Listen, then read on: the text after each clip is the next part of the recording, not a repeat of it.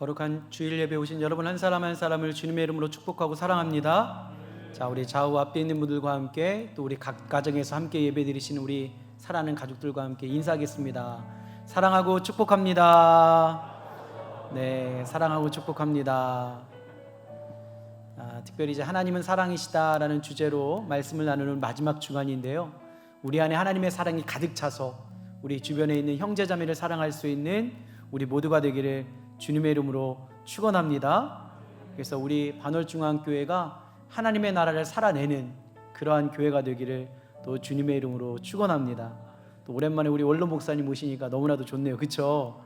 그러니까 제 마음은 우리 목사님이 좀 매주 오셨으면 좋지 않을까. 근데 제 목양에 우리 목사님이 좀 염려하시는 것 같아요. 원로 목사님이 혹시 혹여나 제가 여기 담임자로 세워지는 것이 어렵지 않을까. 근데 전혀 어렵지 않습니다. 우리 목사님 좀 자주 오셨으면 좋겠어요.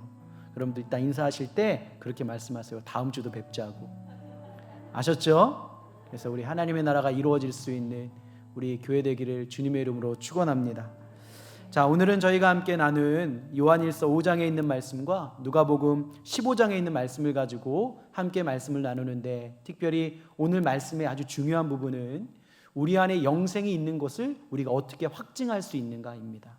이것은 다른 말로 이야기한다면 우리는 정말로 하나님의 자녀인가, 나는 구원을 받은가를 어떻게 우리가 확실하게 알 수 있는가에 대한 질문과 답이 오늘 성경 안에 있는데요. 오늘 말씀을 통해서 우리가 온전히 영생을 소유한 믿음의 사람임을 고백하는 우리 모두가 되기를 주님의 이름으로 축원합니다. 저희 아버님이 건축업을 하셨거든요. 그러니까 제가 방학 때가 되어지면 친구들과 함께 건축 현장에 가서 함께 아르바이트를 하곤 했습니다. 근데 가면은 참 거기서 일하시는 분들이 잘해주셨던 기억이 납니다. 먹는 것도 갖다 주시고, 때로는 힘들면 좀 농땡이 칠하고 잠깐 이게 쉬게도 하셨는데, 이유는 뭐냐? 저희 아버님은 거기 사장님이셨거든요. 그러니까 저에게 이렇게 불렀어요. 작은 사장, 작은 사장 하면서 참 저에게 잘해주셨던 것 같아요. 제가 뭐 일을 잘합니까? 그렇다고 그분들에게 어떤 좋게 보인 것이 있습니까? 아무것도 없음에도 불구하고 그냥 제 아버님이 누렸던 것이 제 고등학교 시절의 삶이었던 것 같아요. 자녀란 아버지가 누리는 것을 그대로 누릴 수 있는 것이 바로 자녀라는 겁니다. 그래서 우리가 때로는 죄가 우리의 아비가 되어지고 죄가 우리의 부모가 되어지면 우리는 사망이라는 그늘 가운데서 헤어나올 수 없지만, 우리가 하나님이 우리의 삶의 아버지가 되실 때는 영생을 얻으며 하나님의 나라를 누리게 되는 거죠. 그래서 사실 인간은 하나님을 떠나고자 할 때에 그때부터 삶의 고통과 아픔이 찾아오게 되는 겁니다. 우리가 원죄라고 이야기하는 아담과 하와도 그렇지 않습니까? 하나님을 떠나 스스로 살고자 할 때에 그들에게 원죄가 들어왔고, 그 죄로 말미암아 그 아름다웠던 하나님의 나라, 그 에덴 동산에서 쫓겨나는 아픔을 당한 것처럼 우리는 하나님의 품 안에 있을 때 가장 행복한 존재인 줄 믿습니다. 왜냐? 우리는 그 하나님 아버지의 형상을 닮아서 지음받은 사람들이기 때문이죠. 그래서 오늘 우리가 알아야 되는 것, 우리의 삶의 불행의 시작은 아버지를 떠날 때부터 시작된다라는 겁니다. 자, 오늘 본문에 있는 요한일서의 마지막을 장식하는 데 있어서 이 말씀의 중요한 질문은 이겁니다. 하나님의 아들을 믿는 너희의 믿음 안에 영생이 있는 줄을 내가 깨닫게 하겠다.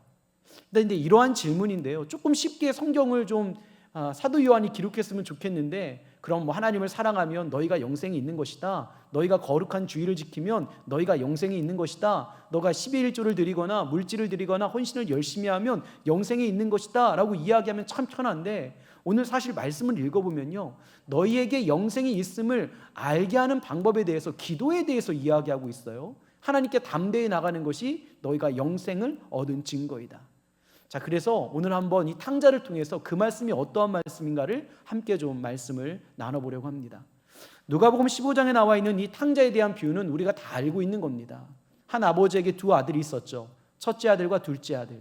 근데 어느 날 이 둘째 아들이 어느 정도 이제 자신의 삶에 대해서 자신이 살고 싶은 마음이 들어간 거예요. 그러니까 어느 정도 컸겠죠. 우리도 가끔은 그러지 않습니까? 여러분 혹시 가출한 경험은 있으세요? 여러분은 없죠? 저는 있어요. 근데 여러분 어린 시절에 가출하면 나가면 고생입니다. 절대 나가면 안 됩니다. 근데 이 둘째 아들이 이제 어느 정도 육신의 소욕도 있고 내 뜻대로 좀 살아가고 싶은 마음이 있어서 이 살아있는 아버지 앞에 자신의 분깃을 요구합니다. 이 당시에 이제 첫째 아들과 둘째 아들이 있다면 이 장남에게는 이 둘째 아들보다 좀 더 많은 2배의 분깃을 주었고, 둘째 아들은 아버지의 재산에 첫째보다는 조금 적은, 그래서 이 둘째 아들이 원래 아버지가 죽은 이후에 받을 수 있는 분깃은 3분의 1입니다. 근데 그 당시의 전통에 보니까요, 전례를 보니까 이 아버지가 살아있을 때 분깃을 요구하면 훨씬 적은 양의 분깃을 받을 수밖에 없대요. 그래서 많은 신학자들은 이 둘째 아들이 받은 분깃이 9분의 1밖에 되지 않을 것이다 라고 이야기를 합니다. 한마디로 말하면 아버지를 떠나면 내가 받을 수 있는 것, 또 내가 누릴 수 있는 것들이 현저하게 줄어드는 것이죠. 그럼에도 불구하고 이 아들은 이 아버지를 떠나 자기의 마음대로 살아가고 싶었던 거예요. 근데 그 아버지를 떠나 마음대로 살아가고 싶었던 그 욕망은 육신적인 욕망이었습니다. 아버지가 자꾸 자신에게 무엇인가를 가르치며 올바른 길로 이야기하는데 그것이 이 둘째 아들이 생각하는 육신적인 욕망과 소욕과는 전혀 반대되는 길이었기 때문에, 그래, 아버지를 떠나는 것이 내가 마음껏 살아가는 길이다. 한번 내가 아버지를 떠나서 살아보리라. 여러분, 이러한 생각들을 여러분 혹 해보지 않으셨나요? 저는 그렇게 해봤던 것 같아요. 근데 오늘 성경에 보니까 이 분깃을 받아 떠났던 이 둘째 아들이 타국에 나아가게 됩니다. 그리고 그의 생활을 이렇게 성경은 정의하고 있어요. 허랑방탕했다. 이 허랑방탕했다라는 것을 원어적으로 좀 풀으면 이겁니다. 하나님 앞에서도 도저히 구원에 합당하지 않은 삶을 살았다. 그 말은 무엇이냐? 이 사람이 타국에 가서 살아갔던 그 삶, 자신이 원했던 삶은 무엇이냐? 마음껏 육신적인 쾌락을 누리며 살아가고 싶었던 겁니다. 그래서 허랑방탕한 삶을 살았다. 그가 돌아왔을 때 그의 형이었던 큰아들이 그의 삶에 대해서 이렇게 이야기하는 것 아닙니까? 아버지, 이 사람은, 얘는 아버지의 살림을 가지고 창녀들과 함께 삼켜버린 아들입니다. 한마디로 말하면 그의 허랑방탕했던 삶, 하나님을 떠나려고 했던 그의 삶의 욕구는 사실상 전혀 의롭지 않은 욕구였고, 또 하나님 앞에서도 또 사람들 앞에서도 부끄러운 삶을 살아가게 되어진 것이죠. 여러분, 하나님을 떠나면 드러나는 일들이 무엇인 줄 아십니까? 하나님을 떠나게 되어지고 아버지를 떠나게 되어지면 결국 우리의 삶은 점점 악한 터널로, 또 악한 그런 수렁으로 빠질 수밖에 없는 겁니다. 이렇게 살아갔던 둘째 아들의 삶이 이제는 점점 어려워지기 시작하죠. 왜냐? 그 나라에 갔는데 이제 가지고 왔던 모든 분깃을 다 이제는 소진하고 다 쓰고 난 후에 그 나라에 기근이 들었습니다. 근데 당시에 그거 할 수 있는 일이 어디 있겠습니까? 그 땅에서는 이방인이었던 그가 할 수 있는 거라고는 돼지를 치는 것이었는데, 당시에 유대인이었던 이 둘째 아들이, 사실 돼지라는 것은 그 당시에 부정한 짐승이었기 때문에 돼지를 치는 자에 대해서 그들이 생각할 때는 이것이었어요. 돼지를 사육하는 자는 저주를 받을 것이다. 근데 그가 타국에서 할 수 있는 일이 없다 보니까 이제는 돼지를 치게 되어지고, 돼지가 먹던 쥐염 열매조차도 잘 먹지 못하는 그러한 고난의 시간을 보내게 되는 것이죠. 여러분, 우리도 동일합니다. 하나님을 떠나는 우리의 삶은 이렇게 어려움에 처할 수밖에 없습니다. 아무리 어렵고 힘들어도 하나님의 형상대로 지음받은 믿음의 사람이라면 하나님 안에 머물러 있어야 될 줄 믿습니다. 육신의 삶은 사망입니다. 그러나 하나님과 함께 살아가고 또 믿음 안에 살아가는 영적인 삶은 우리에게 영생을 주는 줄 믿습니다. 하나님을 떠난 사람들 결코 온전한 삶을 살아갈 수가 없는 것이죠. 스스로 세상의 많은 것들을 누린다고 생각하지만 결국 그 끝에는 큰 아픔이 찾아올 수밖에 없고, 하나님의 형상대로 지음받았던 우리가 하나님을 떠나서는 우리의 삶이 불행해질 수밖에 없던 거예요. 아담과 하와도 그런 것 아닙니까? 그렇게 많은 것을 누리고 있음에도 불구하고 그들의 육신의 소욕 때문에 먹음직하고 또한 탐스럽고 정말 지혜롭게 할 만한 그러한 모든 것들에 자신의 마음을 빼앗기고 하나님께서 원치 않는 삶을 살려고 하는 그때부터 그들에게 불행이 찾아오고, 에덴 동산에서 그들이 워낙 누릴 수 있었던, 그들이 원래 소유할 수 있었던 그 하나님의 나라를 잃어버린 것처럼 하나님과 끊어진 관계 가운데는 우리가 세상의 종로로 탈 수밖에 없는 거예요. 하나님을 떠나 물질을 주인으로 삼으면 우리는 물질의 종로로 탑니다. 세상의 권세와 세상의 명예에 우리가 주인을 삼으면 우리는 그 아비가 가지고 있는 그 권세 가운데 종로로 탈 수밖에 없는 거예요. 그러나 우리가 하나님을 온전히 아버지로 섬기며 내가 하나님의 종입니다, 내가 하나님 안에 온전히 속하기 원합니다 라고 우리가 믿음의 고백을 드리면 우리는 온전히 하나님의 자녀로서 하나님 나라를 누리게 될 줄 믿습니다. 이 둘째 아들이 세상 가운데 나가서 살았는데 결국 실패한 삶을 살았어요. 허랑방탕하게. 이때 갖는 인간적인 양심이 있죠. 내가 아버지에게, 내가 부모님에게 이렇게 실수하고 잘못했는데 내가 어떻게 다시 하나님께 돌아갈 수 있느냐. 인간의 선한 양심이라고 이야기합니다. 저도 그럴 때가 있거든요. 큰 잘못을 하고 나면 아유, 나 같은 사람이라고 생각을 합니다. 그러면서 아버지께로 돌아가는 것을 포기하고 싶을 때가 있죠. 믿음의 사람들도 그래요. 요즘 이제 코로나19 때문에 이제 흔히 말하는 믿음에서 멀리 떨어져 있는 분들이 계세요. 코로나19 때문에 이제 1년 이상을 교회를 안 나오시거나 예배도 안 드리시는 분들도 있다고 하더라고요. 우리 교회는 그런 분들이 없을 거라고 저는 소망합니다. 근데 그렇게 되었을 때 우리가 다시 아버지의 품으로 돌아오는 것이 정상인데, 인간의 선한 양심, 아유 내가 그동안 교회도 못 나갔는데 아이 교회 어떻게 나가. 여러분, 이게 정말로 선한 양심일까요? 아니, 내가 아버지를 떠나서 살았는데 내가 또 다시 어떻게 아버지에게 갈 수 있어? 이것이 정말로 선한 양심일까요? 오늘 이 둘째 아들에게는 사실 그러한 마음이 있었어요. 내가 아버지가 살아계셨는데도 분깃을 받았다. 내가 부모를 공경하라는 분명히 하나님의 말씀이 있었는데도 불구하고 부모를 공경하지 않았다. 내가 육신적인 삶을 살아가며 허랑방탕하게 살았다. 내가 돼지를 치는 자는, 사육하는 자는 저주를 받을 것이라고 많은 우리 주변의 사람들이 말했는데도 불구하고 내가 돼지를 치는 삶을 살았다. 그것들이 그의 삶에 큰 압박으로 돌아왔을 겁니다. 나는 아버지께로 돌아가도 아버지의 자녀가 될 수 없는 존재이다 라고 생각했을 겁니다. 나는 더 이상 살아갈 그런 가치가 없는 존재라고 생각했을 겁니다. 그럼에도 불구하고 감사한 것은 무엇이냐? 그럼에도 이 둘째 아들이 다시 아버지께로 돌아가고 싶은 마음이 그에게 있었다는 것이죠. 자, 오늘 성경이 우리에게 말하고 있는 영생을 받은 증거는 무엇이냐면 바로 이 둘째 아들이 이 회심하고 있는 이때가 아주 중요한 키포인트가 될 수 있습니다. 여러분 아시겠지만 우리가 어떠한 모습으로든 하나님께 돌아갈 때 우리에게 다시 은혜가 시작되어지는 줄 믿습니다. 아들은 이 자신의 인간적인 이 양심에 괴로워하고 있었어요. 내가 아버지에게 과연 돌아갈 수 있는 존재인가? 장녀와 함께 놀아났고 아버지의 그 분깃을 받아 잘 살아간 인생도 아니고 성공한 인생도 아니고 아무것도 남겨지지 않은 인생이며 내가 다시 돌아가면 아버지의 이름에 먹칠하는 인생은 아닐까? 이러한 어떤 인간적인 선한 양심은 있었을 겁니다. 그럼에도 불구하고 그 상황을 이겨낼 수 있고 버텨낼 수 있는 힘이 없었기 때문에 아버지가 생각난 거예요. 그래서 이렇게 생각한 것 아니에요? 그래, 내가 아버지께로 돌아가자. 돌아가는데 나는 아들의 자격은 없다. 그러니까 이제는 풀꾼 하나로 좀 써달라고 이야기를 하자. 내가 여기서 굶어 죽느니 아버지에게 가서 품꾼으로서 살아가는 것이 훨씬 낫겠구나 하면서 인간적인 갈등은 있었지만 그래도 아버지께로 돌아가는 이 둘째 아들의 모습이 성경은 기록되어 있어요. 근데 여러분 아시죠? 둘째 아들이 품꾼 하나로 여겨달라는 마음을 가지고 아버지께로 돌아가는 그 길가에서 먼 발치에서 바라보고 있던 그 아버지의 모습, 여러분 생각나십니까? 누가복음 15장 20절에 있는 말씀에 이렇게 기록되어 있어요. 이에 일어나서 아버지께로 돌아가니라. 아직도 거리가 먼데 아버지가 그를 보고 측은히 여겨 달려가 목을 안고 입을 맞추었다. 아들은 아버지께로 돌아가는 것이 참 힘들고 어려운 결정이었을 겁니다. 나는 품꾼으로 여겨주는 것만으로도 감사한 것이라고 생각했을 텐데 참 놀라운 것은 아들이 길가에서 오고 있는데요, 아버지가 그것을 이미 보고 있었던 겁니다.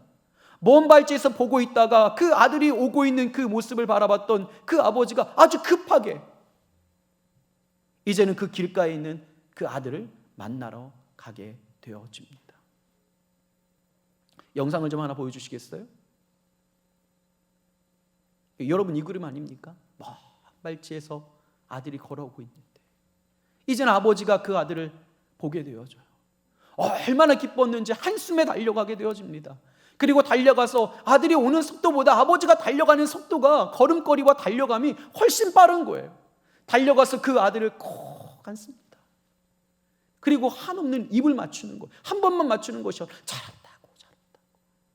그리고 성경이 기록하는 게 무엇입니까? 그에게 좋은 것, 제일 좋은 거룩한 옷을 끝에까지 나는 제사장이 입었던 그 옷을 입히고 또 그에게 권위를 상징하는, 다시 그 아들의 권위를 상징하는 가락지를 끼우고 정말로 당시의 종들이 아닌 주인들만 신을 수 있었던 그 신을 신기면서 너는 내 아들이라고 인정해 주는 것, 그것이 바로 이 하나님 아버지의 사랑 아닙니까? 오늘 우리가 영생을 얻은 증거는 무엇이냐면, 오늘 요한일서 5장에 있는 말씀을 보면요, 조금 어려운 말씀이 있어요. 왜냐하면 제가 이 본문을 가지고 이제 마지막 이제 하나님은 사랑이시다라는 설교를 해야 되는데, 아무리 본문을 읽고 묵상을 하고 더 나아가서 주회를 하고 주석을 보아도 자, 이것을 어떻게 설명할까, 어떻게 좀 우리 성도님들하고 은혜를 나눌까라고 했는데도 제가 그렇게 지적인 능력이 뛰어나지 못하니까 이것을 어떻게 말로 표현할 수가 없는 거예요. 근데 그때 떠올랐던 것이 무엇이냐면 바로 이 탕자의 비유였어요. 왜냐? 이 본문의 말씀은 이겁니다. 너희가 영생을 받았다라는 증거가 무엇이냐면, 너희가 의롭기 때문이 아니라, 너희가 선하기 때문이 아니라, 너희가 아버지에게 인정받는 삶을 살았기 때문이 아니라, 너희가 하나님 앞에 담대히 나아갈 수 있는 것이 너희가 바로 영생을 얻은 증거이다. 근데 그 담대히 나아갈 수 있는 조건이 무엇이냐? 여러분, 우리가 뭐 칭찬받을 일을 하거나 우리가 어떤 선한 일을 했을 때는 하나님 앞에 담대히 나아갈 수 있겠죠. 그러나 그 성경을 보면요, 이렇게 기록되어 있어요.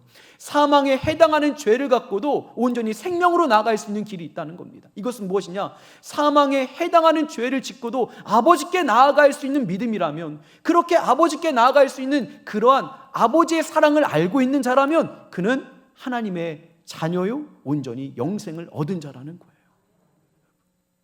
우리가 어떤 의롭거나 선하기 때문이 아니라 예수 그리스도로 말미암아 우리의 모든 것들을 다 대속하여 주시고, 우리가 어떤 죄에 물든 삶이라 할지라도 그 삶의 것들을 다 씻어주시며 다시 자녀로 삼아주시는 그 하나님의 사랑을 알고 그분에게 돌아가는 것이 바로 온전히 우리가 영생을 얻은 자의 증표라는 겁니다. 왜냐? 하나님은 사랑이시기 때문입니다. 자기 자신은, 둘째 아들은 나는 남풀팔이다, 이제는 풀꾼 하나로 그냥 여겨주는 것만으로도 좋다라고 했는데, 하나님은 그렇게 여기지 않는다는 겁니다. 돌아오기만 하면 자녀가 되는 거예요. 자녀의 모든 것들을 다시 누릴 수 있다라는 거예요. 오늘 우리가 영생의 조건을 누리며 또 영생의 확증을 얻는 것은 우리가 뭐 주의를 잘 지키거나, 또한 우리가 더 나아가 11조를 드리고 헌금 생활을 잘하거나 우리가 선한 일을 하거나, 이것이 우리의 영생의 증표가 아니라는 겁니다. 둘째 아들처럼 허랑방탕한 삶을 살았을지라도, 내가 아버지의 분깃을 가지고 나아가 여인들과 함께, 창녀와 함께 벗하며 살아갔던 인생일지라도, 세상 사람들이 다 나를 향해서 손가락질 할지라도 그 순간에 아버지가 생각나는 거예요. 내 인간적인 선한 양심보다 나를 사랑하시는 아버지가 생각나서 다시 아버지 품으로 가는 것, 그것이 바로 하나님 자녀요, 더 나아가 영생을 얻은 온전한 증거인 줄 믿습니다. 그래서 우리의 삶이 은혜의 삶 아닙니까? 은혜의 삶. 이것이 얼마나 저에게 감사한지 몰라요. 여러분, 우리는 품꾼이 아닌 하나님의 자녀입니다. 우리는 품꾼이 될 수가 없어요. 하나님의 사랑에서 우리를 끊을 자가 아무도 없어요. 우리는 어떠한 일을 하며 그 일에 대한 상급을 받는 자가 아니라, 이미 우리는 예수 그리스도로 말미암아 생명도 얻고 더 풍성케 되어지는 하나님의 유업을 누리는 하나님의 자녀라는 그 사실을 결코 잊지 말아야 됩니다. 때로는 믿음에서 멀어질 때도 있겠지요. 허랑방탕한 삶을 살아갈 때도 있겠지요. 내 자신을 내가 보아도 너무나도 더럽고 추악하여서 내가 다시 하나님 앞에 담대히 나가는 것이 용납되지 않을 수 있겠지요. 그러나 여러분, 하나님은 그것을 용납해 주신다라는 거예요. 너희는 품꾼이 아니라는 겁니다. 너희가 돌아오기만 하면 다시 하나님의 자녀의 그 권위와 권세와 그 하나님 나라의 유업을 누릴 수 있다라고 오늘도 우리를 사랑하시며 말씀하시는 분, 그것을 예수 그리스도의 대속의 은혜로 확증시켜 주신 분, 그분이 바로 하나님이신 줄 믿습니다. 그러니까 여러분들이 지금 하나님께 담대히 나아가고 있다면 우리는 다 영생을 얻은 자의 증거가 있는 거예요. 아무리 힘들고 아무리 그래도 여러분, 우리가 가장 힘들고 어려울 때 누가 생각나요? 여자친구가 생각나요? 남자친구 생각나요? 엄마 아빠 생각나는 것 아닙니까?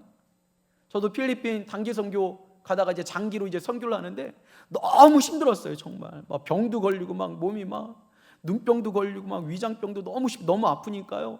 저희 어머니랑 통화 한 번도 안 했었거든요. 너무 아프니까 엄마한테 전화하더라고. 펑펑 우는 거예요. 그게 뭐예요? 내가 어머니의 자녀라는 증거 아니에요? 어떤 상 받을 일만 가지고 어머니 아버님에게 나가는 것이 아니, 그건 여러분 누구에게 나가도 다 칭찬해요. 근데 우리가 영생을 얻은 하나님의 자녀인 그 증거가 어디 있느냐? 너희가 분명히 사망에 처할 수밖에 없는 죄를 졌음에도 불구하고 또 담대하게 하나님 앞으로 나아가는 거예요. 왜? 그분의 사랑을 우리는 믿으니까. 여러분, 성경에 보면 이 동일한 예수님을 배반했던 두 사람이 있습니다. 한 사람은 가룟 유다, 한 사람은 베드로입니다. 근데 그의 삶의 결과는 환연하게 다르지 않습니까? 여러분, 우리가 잘 알고 있는 가룟 유다는 예수님을 은 30의 판자 아닙니까? 근데 예수님께서 그 고초와 고난을 당하시는 것을 바라보고 은 30을 던져버립니다. 그리고 그 스스로가 목숨을 끊어요. 인간적인 양심의 가책을 느껴서.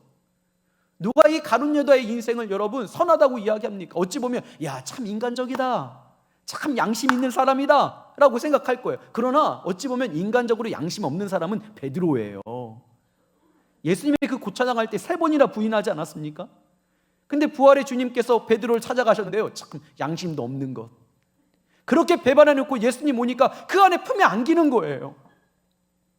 근데 가룟 유다와 어찌 보면 이 베드로가 인간적인 면에 보면 가룟 유다가 더 선한 사람처럼 보이지 않나요? 근데 여러분, 가룟 유다와 베드로가 이렇게 확연하게 인생이 달라진 이유는 가룟 유다는 모르고 있었어요. 뭐냐? 그가 지었던 아무리 큰 죄의 무게보다 하나님의 사랑이 더 크심을 알지 못했던 거예요. 우리가 어떠한 죄를 지어도 모든 죄의 사망 권세를 이기신 예수 그리스도를 통해 우리에게 주신 하나님의 사랑은 어떤 죄의 무게보다 큰 것이 하나님의 사랑인 줄 믿습니다. 베드로는 그것을 알고 있었던 거예요. 주님, 내가 주님을 사랑하는 줄 주님께서 아시지 않습니까? 이것은 무엇이냐면 주님께서 나를 지금 사랑하고 계시잖아요. 내가 그것을 알기에 그에게 사랑을 고백할 수 있는 것 아닙니까? 인간적으로 뻔뻔하죠. 그러나 그게 영생을 얻은 자의 증표라는 거예요. 은혜의 보좌 앞에 담대히 나갈 수 있는 이유는 우리가 의롭기 때문이 아닙니다. 우리가 선한 일을 했기 때문은 아닙니다. 그 모든 죄를 알지라도 그것을 다 대속해 주신 예수 그리스도, 그 이름으로 하나님께 나아가면 다시 우리의 삶을 자녀로 삼아주시고 회복시켜 주시는 하나님의 사랑이 있기 때문입니다. 여러분, 절대 잊지 마십시오. 우리의 어떠한 죄의 무게보다 더 큰 사랑의 무게가 오늘 우리에게 주어진 줄 믿습니다. 죄는 절대 사랑을 이길 수가 없는 거예요. 죄는 때문에 지금 우리가 허랑방탕하게 삶을 살았던 나의 인생 때문에 지금 힘들고 어렵습니까? 내가 하나님께 나아갈까 말까를 고민하고 있습니까? 여러분, 고민할 필요가 없는 거예요. 하나님께 나오면 되는 거예요. 그러니까 오늘 우리도 또 이렇게 하나님 앞에 담대히 나와 하나님의 은혜를 간구하는 인생 아닌가요? 세상에 많은 사람들이 우리에게 손가락할지라도, 또 내가 내 인생을 바라볼 때 정말 도저히 다시는 거룩하신 하나님 앞에 설 수 없는 존재라고 느낄 때에도 내가 하나님께 나아갈 수 있는 담대한 믿음이 있고 온전히 내 발걸음이 하나님께 향하고 있다면 여러분 기뻐하십시오. 여러분은 하나님의 자녀입니다.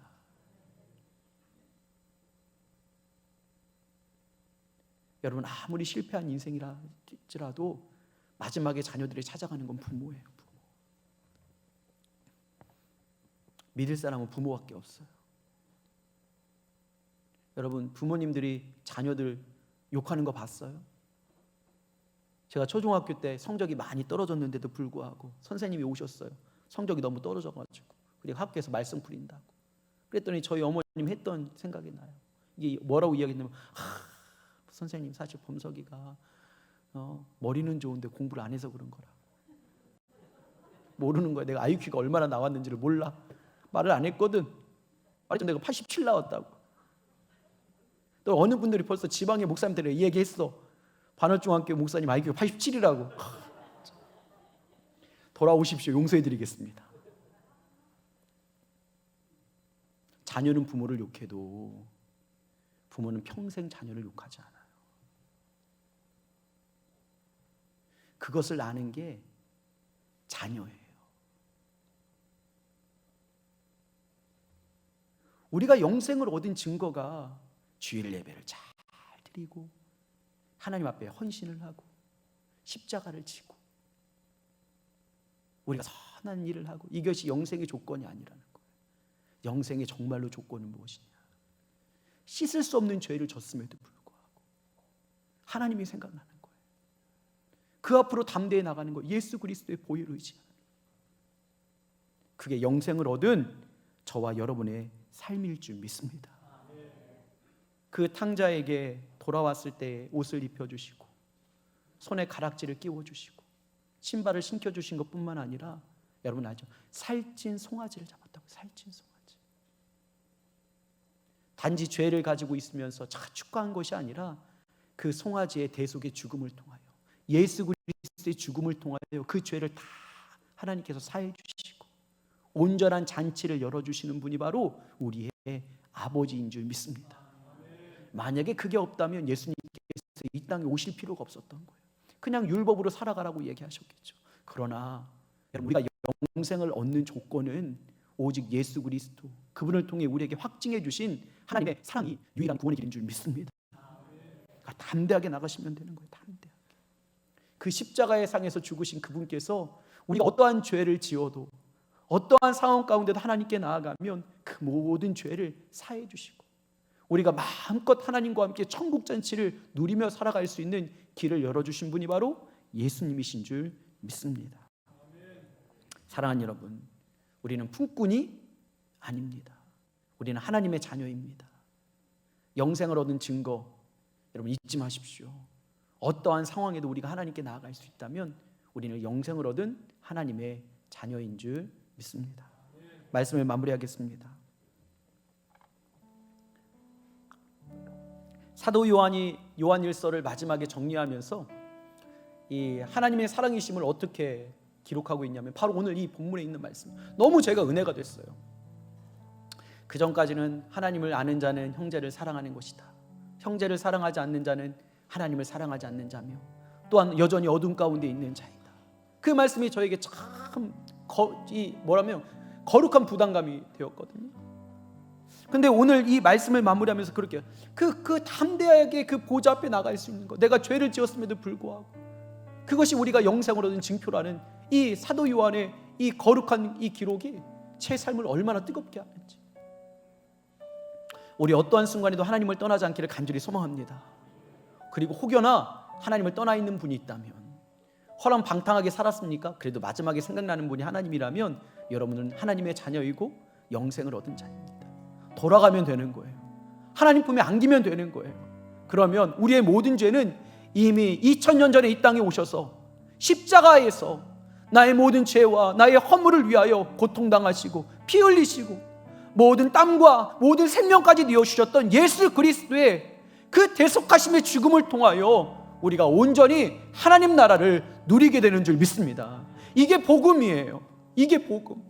당시의 영지주의자들 하나님을 잘 아는 것, 지적인 능력 있는 것이 구원받는 길이라고, 그거 아니라는 거예요. 당시의 율법주의자들 613가지 율법을 만들고 그 중에 248가지 중요한 율법을 만들어서 아무리 무엇이 중요한 계명입니까를 물어보며 그들이 그렇게 살아내도 채울 수 없었던 그 영생이 어디에 있는 거냐? 바로 예수 그리스도를 통해서 언제든지 하나님께 나아갈 수 있는 것에 있었던 거예요. 우리 그런 인생을 살아가는 저와 여러분 되기를 주님의 이름으로 축원합니다. 이 설교를 마무리하면서 이 예전에 제가 아버지에게 그렇게 가고 싶었던 때, 그때 한 가지의 이 추억이 생각나는 거예요. 초등학교 6학년 때 서리를 하고, 뭐 좋은 말이 서리지 지금 말로 이야기하면 절도 아닙니까? 그렇게 주변에 있던 과수원에 가서 사과 따먹고 막 누구 밭에 가서 막 따먹고 했던 그런 시절이 있었잖아요. 근데 여러분 한두 개 먹으면 괜찮은데 이 마음에 욕심이 들어서 여러분 푸대자루를 갖고 가가지고 그 사과를 막 담았을 때 얼마나 과수원 사장님이 힘들어했을까요? 저를 잡으셨어요. 그러더니 이렇게 말하면 너 경찰서에 고발할 거야. 너 학교에다 잃을 거야.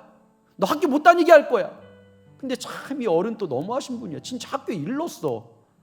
그래서 제가 근신을 2주 받는 것 아닙니까? 여러분 제가 반성문 되게 잘 씁니다. 근데요 그때였어요. 그 어른에게 들켜가지고 이 붙잡혀서 경찰서에 이를 거다 막 발가다 막 얼마나 이 마음이 여린 마음이, 여러분 제가 얼마나 선하고 또 착합니까? 간이 요만해져가지고 두렵고 떨리는데 그렇게 죄를 졌는데 생각나는 얼굴이 있는 거예요. 누구? 아빠가 생각나는 거야. 아빠에게 그 순간에 아빠가 생각나는 거야. 빨리 아빠에게 가고 싶은 거야. 아버지에게. 분명히 잘못했는데 그것이 무슨 증거냐? 내가 아버지의 자녀라는 거예요. 여러분 영생은 하나님을 뭐 많은 지식, 의로운 이거 아니에요. 가장 힘들고 어려운 순간에 허랑방탕하게 살아서도 아버지가 기억나십니까? 하나님께로 돌아가기를 원하십니까? 여러분은 영생을 소유한 자들이에요. 그러한 은혜를 살아가는 저와 여러분 되기를 주님의 이름으로 축원합니다. 인간의 선한 양심 때문에 하나님을 포기하지 마십시오. 하나님께 돌아가세요. 그냥 그 순간에 하나님께서 우리에게 다시 허락하여 주시는 하나님의 나라가 우리의 것이 될 줄 믿습니다. 우리 옆에 있는 분들, 앞뒤에 있는 분들, 또 우리 가정에서 함께 예배드리시는 우리 사랑하는 반월중앙 가족들, 우리 함께 고백해 보겠습니다. 나는 옆에 분들에게 품꾼이 아닌 하나님의 자녀입니다. 여러분, 우리는 품꾼이 아닙니다. 신앙생활을 품꾼처럼 하지 마십시오. 내가 한 만큼 상급받는다, 그래서 열심히 그게 더 중요한 게 아니라 그냥 우리 하나님의 자녀예요. 그 하나님의 자녀임을 잊지 마시고 살아갈 수 있는 우리 모두가 되기를 주님의 이름으로 축원합니다. 우리 함께 찬양하고 우리 결단하는 시간 갖도록 하겠습니다.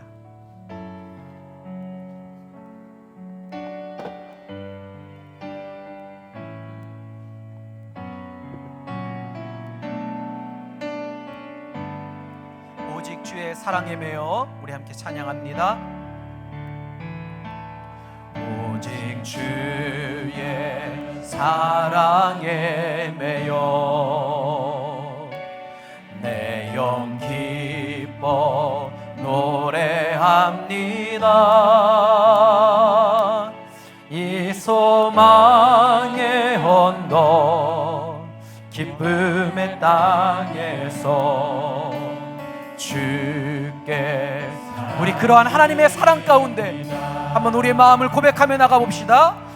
오직 주 사랑에 매여 사랑에 매여 내 영 기뻐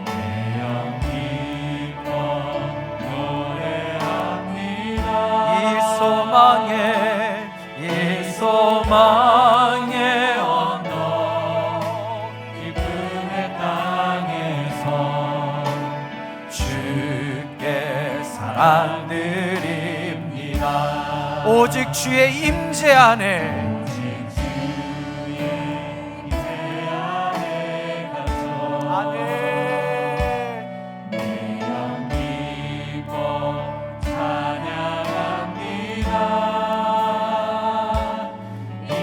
소명의 언덕 거룩한 땅에서 주께 경배드립니다. 주께서 주신 모든 은혜 나는 말 수 없네. 내 영혼 즐거이 주 따르렵니다. 주께 내 삶들이 주께서 주신 모든 은혜 주께서 주신 모든 은혜 나는 말할 수 없네. 내 영혼 즐거이 주 따르렵니다. 주께 우리 다 함께 일어나서 우리 한번 처음부터 다시 한번 고백합시다. 오직 주의 사랑에 매여 내 영 기뻐 노래합니다. 이 소망의 언덕 기쁨의 땅에서 주께 사랑 우리 하나님의 사랑 안에 온전히 거하기를 원합니다. 주의 임재 안에 갇혀 아멘. 내 영 기뻐 찬양합니다. 이 소명의 언덕 거룩한 땅에서 주께 경배드립니다.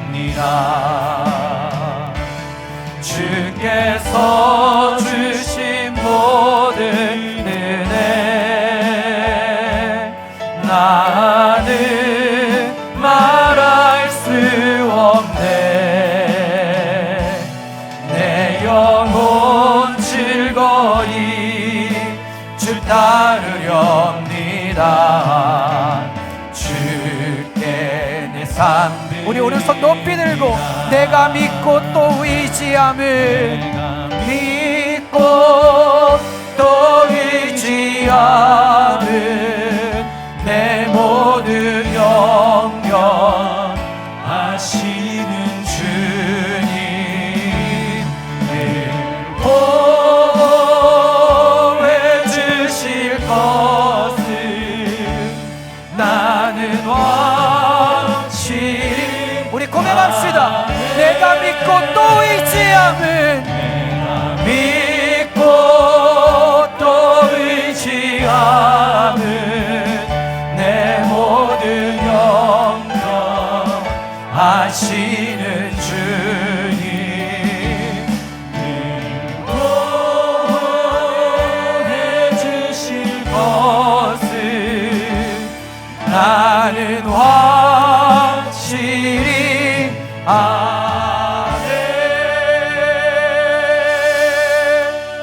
오늘 두 손을 가슴에 대고 우리 함께 기도합니다. 사랑의 하나님, 우리가 이 땅을 살아갈 때에 하나님의 영생이 우리 안에 있다라는 것을 우리가 날마다 잊고 살 때가 있습니다.